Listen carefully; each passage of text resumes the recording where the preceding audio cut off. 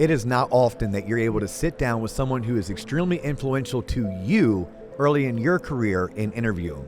But in today's episode, I get to do just that with a mortgage legend. You are not going to want to miss this. Regardless if you're a mortgage professional or not, this guest is a certified badass in business and an awesome human being.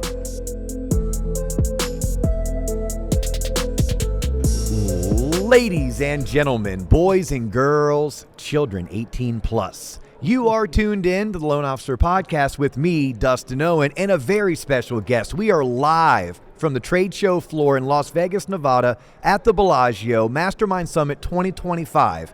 She hails from Manhattan Beach, California. She is one of the top 100 most influential mortgage executives in the country. She is a coach. She is a speaker. She's a mom. She's a grandmom. She's a party-throwing queen who loves to entertain. And when she's not doing that, you'll probably find her hanging out at the beach. She is Cindy Ertman. Cindy, welcome to TLOP. Hey, so good to be with you. Thanks for having me. Yes, no, thank you. I'm excited that you and I finally get to do this together. You probably don't remember this, but I do because it was influential in my career. But you and I once had dinner in 2011. It was a group of us in 2011. We were probably at Todd Duncan's Sales Mastery. Absolutely. And it was like you, it was me, it was Renee Rodriguez. I think Michael Mara was there at the time. My business partner Mike Smalley was in attendance. Probably Mark Green if we want to go way back there.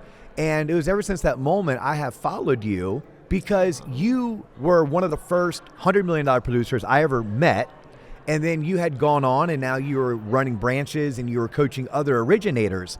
And I was like, damn, that lady's got it going on. And here we are 15 years later almost. And you and I had an opportunity to share the stage, or what I like to say, I got to warm up the audience for Cindy. You were fantastic. Well, thank you for that. So I'm excited that we're going to do a quick deep dive into you, your career. And what I loved about your presentation today was how you shared a story about, yes, you may be one of the most influential mortgage executives today, and you are giving a phenomenal 1 hour long keynote without a mistake. Public speaking petrified you at one point, correct? Terrified me. Terrified you. Okay. So I don't know where we want to start or where you want to start, but let's give the audience just a quick rundown. You entered into this industry pretty early on in your professional life. Is that correct? Absolutely. Like you were basically born and raised in the mortgage industry. Yes. As a loan officer. Like I think I entered the mortgage industry at 27 years old. Okay, what'd you do prior to mortgage? I worked for a real estate development company in Southern California. We were the number one apartment developer in the state. Okay, and then how did mortgage find you, or how did you find mortgage? Well, that's an interesting story because I loved my job so much so that I decided to stay in Southern California. I made an offer on a for sale by owner house and walked into my boss on a Friday afternoon with my VOE, because then you just handed the VOE to your boss. And I said, you need to sign my VOE. I just bought a house. And he looked at me sort of shocked and he said, Cindy, you better sit down. And he said, we have a problem.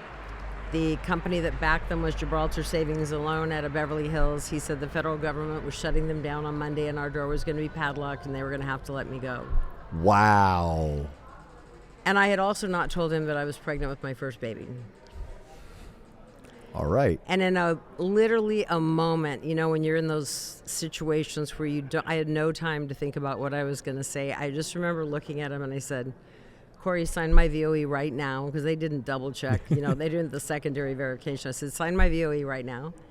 And I said, you need to go write me a 6-month severance check because I'm pregnant and I'm not going to be able to get another job. And he just said, okay. And he went in the other room and he cut a check and he walked in and he goes, pack your bags. And off I went and no way. Spent a few months at home with my son. I'm like, what am I going to do now? And a friend of mine said, I think you should look at the mortgage industry. You would be amazing. Like, it's the best kept secret for women. I'm like, I'm an executive vice president, at 27 years old. I don't want to go in the mortgage industry, but she intrigued me. So I started doing my homework. And at the time, the number one loan center in Southern California was California Federal Savings and Loan out of Brentwood, California. So I knocked on their door one day and interviewed, and 2 months later they hired me. And I remember going to work. I have no idea what I'm doing, but failure is not an option. Yeah, right? You had a baby at home at that standpoint. A new house. Yeah, new house, a new baby born. What? How long did it take you before you felt like you made it? And you can't give me that cheesy answer of, I've been at this for 30 years and I still don't feel like I made it. But like as an originator. Well, I mean, made it is such a, I mean, it's a really honest answer. I had a tremendous amount of success. There's no question. I don't know that I actually felt that I made it, although I remember a transition. And it was probably when I hit 100 million a year, because every January, I don't care how good you are, you start over. Yes. And every January, I'd go to work at the first of the month, and I'd be like, oh my gosh, I have to do this again. Can I do this again? And I'd go into self-doubt again and self-fear. But even after you were doing 100 million a year? No, I think when I hit that, then it was sort of this, wow, I did a lot to get here. Okay. And you never feel like you have it figured out, but I felt like I created enough base at that point, and I was so good with staying in touch with past clients, and that was giving me about 30% of my income. So I really just developed systems and processes as I went, and that saved me because you can't scale a business unless you do. And then, people started reaching out, wanting me to train on a variety of things because I had reached a lot of success. And I ended up on the faculty of Loan Toolbox for 17 years, coaching and teaching and training loan officers nationally. And I hated to leave my branch 10 years ago, but I just felt like this coaching and training thing called to me. It was a definite calling, not just a choice to leave. And the voice got too loud, and I thought, if not now, when? And so I launched The Defining Difference 12 years ago, completely left the origination business 10 years ago, and I've been coaching and helping people grow ever since, and I love it. You and I have some parallels that, maybe later during the happy hour we can go down, because I'm going to want to pick your brain on a few things. Sure. I never wanted to own a coaching company. Like, true story. I started podcasting because someone once told me that so-and-so had a good podcast for mortgage, and I listened to it, and it was boring. And I was like, well, that was really boring. I love Joe Rogan. And, I was a fan of Dave Ramsey growing up. I'm like, man, someone should be teaching all the things that they taught people like you, like all the things you and I learned because we became loan officers, we should be teaching. Right. So I started podcasting, and podcasting basically, that audience forced me to be like, we want you to mentor us. We want you to coach us. We want to learn more from you. And now I'm going to be at this crossroads of like, wait a minute, where do next? I sit? What's next? But that's not about me. You mentioned Loan Toolbox. Loan Toolbox was instrumental in my career because when I was a 25-year-old with a baby at home, a baby on the way, and a wife not going back to work, just bought my first house, had $5,000 in credit card debt. Like, you can see the similarities here. It was the one place I could go and get support outside of my company. Right. And at the time, it was only $99 a month. Good deal. Right. Yes. It was fantastic. And that's probably where I first was introduced to you before we had that dinner in 2011. And I want to dive into your coaching company. I only had 2 more questions regarding your origination career. So I'm going to rephrase it because a lot of our audience are people who maybe got licensed a year ago. Maybe they're right now studying to get licensed. Right. And then we have plenty of our what I call silent creepers, and you guys know who you are. Those are the C-suites, right? The CEOs that love to tune in, but they don't like openly fanboy or fangirl over the show, but I know they listen, which always makes my heart smile. For those men and women who are newer or younger in their careers, was it 6 months before you felt like, hey, I'm closing enough loans that I'm consistently putting food on the table? Was it 12 months? Was it 24 months? Like, do you remember when you felt like, whew, I can breathe now because at a minimum, I'm generating enough leads and I'm closing enough volume that the paycheck is consistent? Well, I can definitely tell you it wasn't 6 months or 12 months, or it was probably closer to 3 years. But okay. It truly was. I mean, I did go into this thing going, failure's not an option, and no one gives you the roadmap. I was working for a bank and was assigned 4 closed offices, so I couldn't even just go get business wherever I wanted to. I had to figure out how to get it from those 4 closed offices. So I did have to be pretty bold in my request. And so I'll share a quick story because it was very indicative of my future career. Okay. So my first day at work, and they gave me the list of these 4 real estate offices, and I'd asked for the top 5 in each office, so I had the list of the top 20.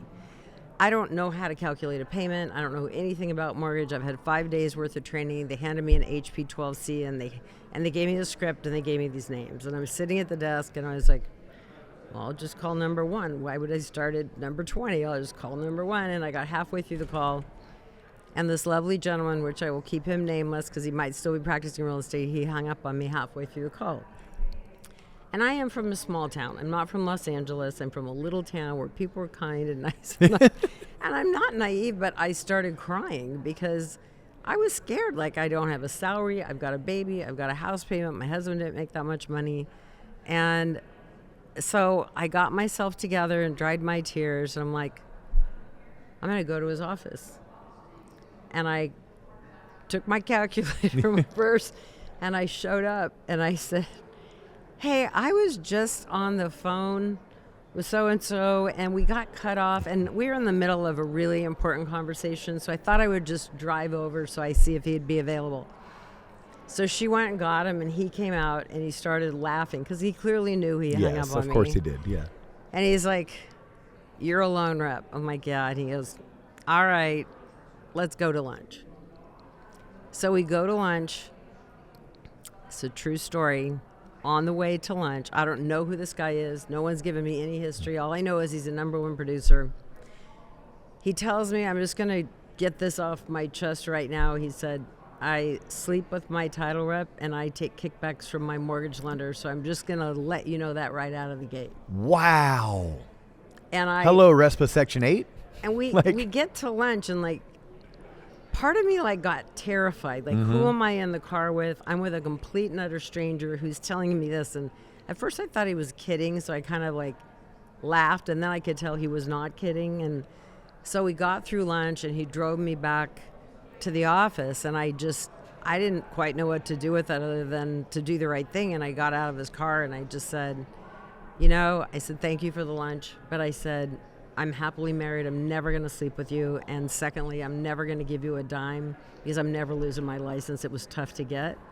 And I said, if you ever want to do business the right way, then give me a call. 2 weeks later, he called me and he said, all right, I'll give you the first deal because you were so tenacious to come to my office. Wow. He goes, but after that, you better be damn good. I said, I gotcha. And he wrote me into every contract after that. He was a super big producer. No way. Good for you. 3 years later, I fired him because he was the biggest pain I'd ever worked with. But he got me my start. Yeah. And that persistence paid off. And I think I've carried that throughout my career. I love it. Who's been one of the most influential people in your life? I know you probably have dozens because I know the crowd you run in, and they're some of the who's who in the mortgage industry, and I'm sure even outside of the mortgage industry. But who are some of those influential for you? Well, I mean, there was no doubt meeting Tim Brahim early on and being part of the Loan Toolbox faculty. I think Tim's a great leader, so he definitely had an influence on my career. I've studied personal development for the last 20 years, and I trained with Jack Canfield, who wrote all the Chicken Soup for the Soul books. And 2009, I met him at Mastermind Summit in Las Vegas in 2006, and trained with him and 100 trainers from around the world. And Saturday, I'm going to his retirement dinner. I was in the documentary of his life, his film called Soul of Success, and he's been I would not own my coaching company without that experience of really what it takes to get past the fear of leaping out of something and into the abyss, and having the confidence to say, I'm going to build this one step at a time. And I know it's not going to be easy, but I wouldn't be here without Jack Canfield. So I owe a lot to him and his president, Patty Aubrey. Was professional development always something that you prioritized, or was there a certain mentor in your life that pointed you in that direction? I went to a conference. I felt like my life had spiraled out of control because we had built our branch to $1 billion. We had built $1 billion. This is like back branch. In the early 2000s. Yeah, and we had, we had 32 loan officers. I was the #1 producing, loan officer in the branch. I had 3 kids. We were building a region, and we had our own mortgage bank. And what was you my and partner, your partner? Okay. Partner. And so I had a lot on my plate, and At the time, I read a book by Cheryl Richardson called Take Time for Your Life. I'm like, I have no time in my life. So I read this book. And I got so intrigued with her work that I called her. And as any good salesperson would, she sold me into attending one of her conferences in Arizona. And I went by myself. There was 50 women there. And I just started to realize that there is a whole nother way of looking at the world. And then I found Jack Canfield, and I really resonated with his work. And I read his book, The Success Principles. And I don't talk about it much, but today I'm in Jack's Transformational Leadership Council with 150 transformational leaders from all over the world that are some of the greatest leaders in the world today. I don't have any idea how I ended up as one of them. But the rest of us do, so don't worry. We're good. We spend 10 days a year together, so I have this amazing, collaborative nature with my mortgage friends, and then I have this incredible group of transformational leaders that are committed to making a positive impact in the world. And so in my coaching, I marry the two. I bring the two together. Yeah, and I want to get into your coaching here in a second, but I kind of teased this episode with you, because you talked about it on the main stage today. You once had a fear of public speaking. You're now an extremely accomplished public speaker. Briefly, what was that catalyst? Like, where did that change happen? Was it overnight? Was it one particular person? Was it one particular course? How did that happen? Well, I spent thousands and thousands and thousands of dollars, seeking solutions to get over my fear, because I was having lots of opportunities to speak on stages and share my message, and I knew if I wanted to impact more people, I needed to be able to find my voice. But I had such trauma around the thought of public speaking that I said no to a lot of major things, and I became committed to find a solution. And the funny thing is, all the therapy and all the different things that I tried really didn't lead me there, but I had a little practice I would do before I'd go on a speaking engagement, and I'd sit in the back room, waiting to go on, and I would always do like a short meditation and kind of go into silence. I'd do some breathing, and then I would always say a prayer. And this one particular day, this revelation just hit me backstage, and I was like, oh my gosh, this is not about me. And the fear was, I'm sure, what people are going to think of me, and am I an imposter, and all this stuff. But at the end of the day, it just hit me like a lightning bolt. That's that it's not about me. I wasn't on that stage for me. I was on that stage in service to the people in the room, and it's how I lead my life. It's why I'm a coach, because I'm so passionate about helping people grow, very genuinely. And it was in that moment when everything shifted. I'm like, who am I in service to? I'm into service to the people who are in this room, and if I can touch one person in this room today that needed to hear my message, then my mission is accomplished. So every time before I get on a stage, I just say, dear God, please help me reach that one person today that needs to hear what I'm sharing. And it just shifted everything. And from that point forward, I've never had any fear of the stage since. I love it. And that is a testament to probably your approach to business, your approach to life. It's what I've always loved about being around you, being next to you, even speaking before you, because for I'm sure a tactical reason, we are back to back. Like, I open and you come in. It's because you and I have so much in common, yet our approach is so different. Like, I am high energy and I'm going to drop an F-bomb, and you're just so like, you always stay behind the pendulum, and you're very calm in your demeanor and your approach. And there's certain parts of me where I'm like, oh, I need some Cindy. I need to pull some of that in. Yeah. I thoroughly, I appreciate it. I told you earlier off camera how much I learned today, probably more of a presenter, learning from another presenter, but just watching you. And I was like, damn, that was awesome. Oh, I loved how she did that.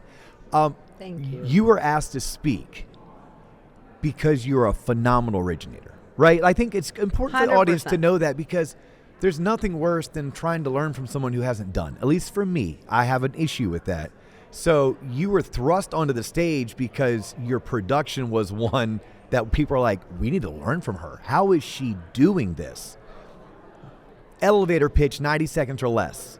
For the hardcore originators who really want to know, right? Without giving away all your secrets, what was your secret sauce? Like, how did you, in the late 90s, early 2000s, when loan sizes, like right now, the average loan size in California is probably 600 grand, but back then it was half that. Right. Right. So how did you become a $100 million producer, have $1 billion branch? Like, if you summarized it and we did these three things, my partner and I, what were those three things that you all did that allowed you to scale at that level and then do it consistently? Well, a couple of things that I think are my expertise, and probably because they're the pieces that I love so much. I really love building relationship, but I got very, very tactical around strategies because I became obsessed with this thought that psychologically, and so I started reading all kinds of books and studying, and it's like there's got to be a way to connect with our referral partners in like half the time, right? Because I wanted to build more referral partners, and I wanted to do it in service, right? I wasn't ever about the money. The money came as a byproduct of, because that's the thing, the more people that you meet, the more relationships you create. Obviously, the more money you make, the more successful, but it just feels so good because we do such an incredible thing in mortgage to help people achieve home ownership. So I got really strategic in how I built referral partners, and I teach that today. I've got lots of different strategies to build referral partners that really stick through creating really strong value propositions that help the realtor succeed. Not the loan officer succeed. The realtor succeed. The realtor succeed. And the other thing is, I could have never gotten to 100 million, let alone 200 million without an amazing team. So I teach how to build a high impact team because I have systems and processes and hiring practices, and I'm a disc profile master. And it's yes, there we go. There we go. You got to build the team, and then I empowered the team, and I sold the team. I didn't sell Cindy Ertman. I sold the team. Yeah. And those two things, because if you build the right team, and then you've got a strong team for your referral partner, so you gain trust, the business begins to grow. And I'm a growth junkie, so helping people grow both the relationship development side and also how to build a high impact team, it's a winning combination. I mean, it really is. It helps people exponentially grow their business. Yeah, so if I heard you right, your secret sauce was, well, A, you got up every day, you went to work. And when you were at work, you worked. I worked. You worked. I became very intentional about my day. And yes, that's one of my favorite words. That's actually the word I rallied behind in 2025 is intentionality. But you showed up intentionally, but you built systems, you built processes, which without them you can't be scalable. 100%. You built a team, right? Because you can't do it all. So, but then you had to learn how to lead the team. Then you had to learn how to hire the right people, probably why you brought in disc personality profiling and became a disc master. And you became a relationship queen where you built your referral partners, right? I'm assuming you 100%. Built them up. Did you ever work with people you didn't like? Early on, yes. Okay. And then at some point you learned how to get those people to exit stage, right? Worth it. I had a top producer that I worked with for many years. She was incredible. She loved me because I was just a get it done girl for her, and she was a get it done realtor. But my team couldn't stand her. She was not kind to anybody on my team. Very difficult to work. Other realtors didn't like working with her, and I got to admit that after 3 years, I'm kind of like, there's just no amount of money in the world that's worth it. So I got really good at firing people that weren't a value alignment for me. Yeah. So lastly, because I know you and I are on a tight time crunch, we have friends who are speaking, right? I mean, we do. Jeremy Forcier, Denise Donahue, like these are people that I've looked up to just like 100%. You. I love to follow them on social. My audience has, the number of times I've told people to go to YouTube and look up Jeremy Forcier, and I had to spell Forcier for them, right? And most people know the Mortgage Nerd, but if you don't follow Denise already, look up the Mortgage Nerd on Instagram. So yeah, you and I want to go watch them present so we can learn from them as well. Absolutely. But I want you walk me through what's your coaching philosophy. Make sure the audience knows the name of your coaching company, and then maybe tell us who's your ideal coaching client. Right. Well, I run 3 different programs intended for 3 different budgets, and depending upon where you are at in your career, right, because we're all in different stages. My highest level program, which is probably my favorite jam, is Mortgage Mastermind Elite. I take 10 to 12 leaders, and they are almost all, probably 90% are originating branch managers. Okay. So for the people that I privately coach or that are part of that group, they have reached a certain level of success and they've kind of hit a plateau, but they have great desire to increase their production and their branch's production, and they want to go to the next level. So, and then I have 13 coaches that work for my company, The Defining Difference. They're all boots on the ground mortgage leaders themselves. Yep. And they're amazing, and they all have different skill sets. So we support a lot of individual people that want to be individually coached, which I think is incredible. And that way they just get to focus on you and your challenges and help you get traction in the area where you've got gaps. Mm-hmm. And then we have a subscription-based program called Millionaire Mortgage Club that's super affordable. It's $97 for the first month and then $297. There's no contract. You can come and go. But I just wanted to start that. We started it in January so people could get a feel for what we do, and for people that don't have bigger budgets to get private coaching can still get support, because I believe this business has gotten pretty darn tough. Yeah. And I think every originator in America needs support. That's why we created 3 different levels of coaching. Yeah, I mean, at the end of the day, none of us do it alone, right? Yeah. Like, I mean, I through this podcast, I study top producers. Right? It's been my job to be one of the most connected people in the industry, and I study top producers. Yeah. 9 out of 10, if not 95 out of 100, are professionally coached. And if they're not professionally coached, they attend 4 conferences a year and read 12 books. Right. You know, it's like, Exactly. I mean, none of us do it alone. And I talked about in my presentation, like, shorten your learning curve, bring in a partner, not necessarily an equity partner, but a partner could be your coach, to make sure that you cut out the guesswork. Right. And sometimes it's a great sounding board, or it's somebody to tell you to get out of your own way, because you are good enough, you are smart enough, people do like you, and you are worthy of all the success that's going to come with your efforts, right?